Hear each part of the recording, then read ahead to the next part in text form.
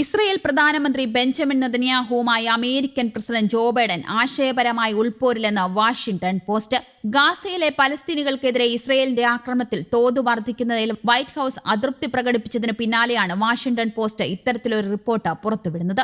ജോ ബൈഡന്റെ നിർദ്ദേശങ്ങളെ ലംഘിച്ചുകൊണ്ടാണ് Netanyahu മുന്നോട്ടു പോകുന്നത് എന്നും അതിൽ അമേരിക്കൻ പ്രസിഡന്റിന് നിരാശയുണ്ടെന്നും പോസ്റ്റിൽ പറയുന്നു. നിലവിൽ ബൈഡനും അദ്ദേഹത്തിന്റെ ഉന്നത സഹായികളും നെതന്യാഹുവിനെ ഒരു ഉൽപാദന പങ്കാളിയായി കാണുന്നില്ലെന്ന് ഏതാനും സ്രോതസ്സുകളെ ഉദ്ധരിച്ചുകൊണ്ട് വാഷിംഗ്ടൺ പോസ്റ്റ് പറഞ്ഞു. തന്റെ രാഷ്ട്രീയ നിലനിൽപ്പാണ് അമേരിക്കൻ പ്രസിഡന്റ് പ്രാധാന്യം കൊടുക്കുന്നത് എന്നും പോസ്റ്റിൽ ചൂണ്ടിക്കാട്ടുന്നു. അമേരിക്കയുടെ നേതൃത്വത്തിലുള്ള ഗാസയിലെ വെടിനിർത്തലിനായുള്ള ചർച്ചകൾ നിരസിക്കുകയും സൈനിക ആക്രമണത്തിന് നിർബന്ധിക്കുകയും ചെയ്തുകൊണ്ട് നെതന്യാഹു യുഎസിനെ പരസ്യമായി ധിക്കരിക്കുകയാണെന്നും സർക്കാർ വൃത്തങ്ങൾ പറഞ്ഞതായി റിപ്പോർട്ട് വ്യക്തമാക്കി. 40 വർഷത്തിലേറെയായി നെതന്യാഹുവിനെ അറിയാവുന്ന ബൈഡൻ രാജ്യത്തെ ജനങ്ങളുടെ അഭിപ്രായത്തിൽ ഇതുവരെ തന്റെ സ്വകാര്യ നിലപാടുകൾ പരസ്യമാക്കാൻ വിമുഖത കാണിച്ചിരുന്നുവെന്നും റിപ്പോർട്ടിൽ പറയുന്നു. കഴിഞ്ഞ കുറച്ചു ദിവസങ്ങളായി നെതന്യാഹു നിരവധി തവണ യുഎസ് ഉദ്യോഗസ്ഥരെ ചൊടിപ്പിച്ചിട്ടുണ്ടെന്നും വാഷിംഗ്ടൺ പോസ്റ്റ് റിപ്പോർട്ട് ചെയ്യുന്നുണ്ട്.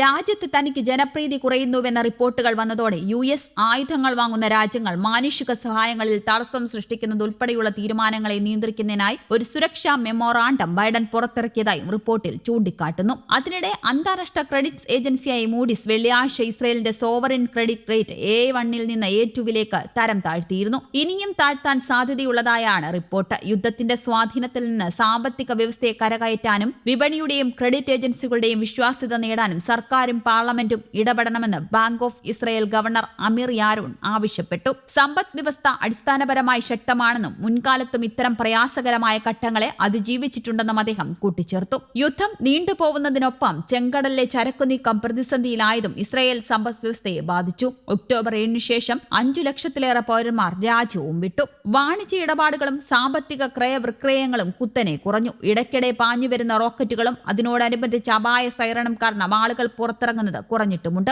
വിദ്യാലയങ്ങൾ തുറന്നു പ്രവർത്തിക്കുന്നില്ല.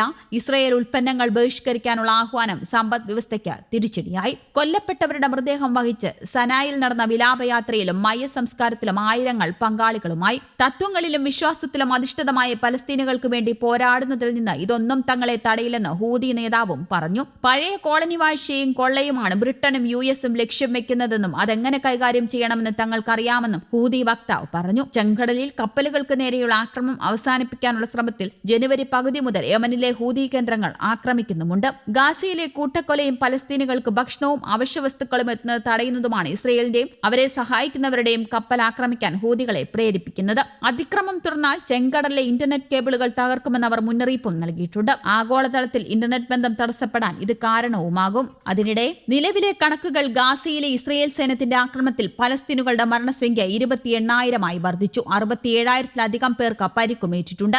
7,000 ആളുകളെ കാണാതായിട്ടുണ്ടെന്നും റിപ്പോർട്ടുകൾ സൂചിപ്പിക്കുന്നു. കഴിഞ്ഞ 24 മണിക്കൂറിടെ ഗാസയിൽ സൈന്യത്തിന്റെ വ്യോമാക്രമണത്തിൽ 107 പലസ്തീനുകൾ കൊല്ലപ്പെട്ടതായി ആരോഗ്യ മന്ത്രാലയവും അറിയിച്ചു. ഗാസയിലെ തെക്കൻ നഗരമായ റഫേലെ സൈനിക നടപടിക്ക് മുമ്പായി പലസ്തീൻ പൗരന്മാർക്ക് സുരക്ഷിത പാതയൊരുക്കുമെന്നും ഇസ്രയേൽ പ്രധാനമന്ത്രി ബെഞ്ചമിൻ നെതന്യാഹു പറഞ്ഞു. News desk Kerala Kaumudi.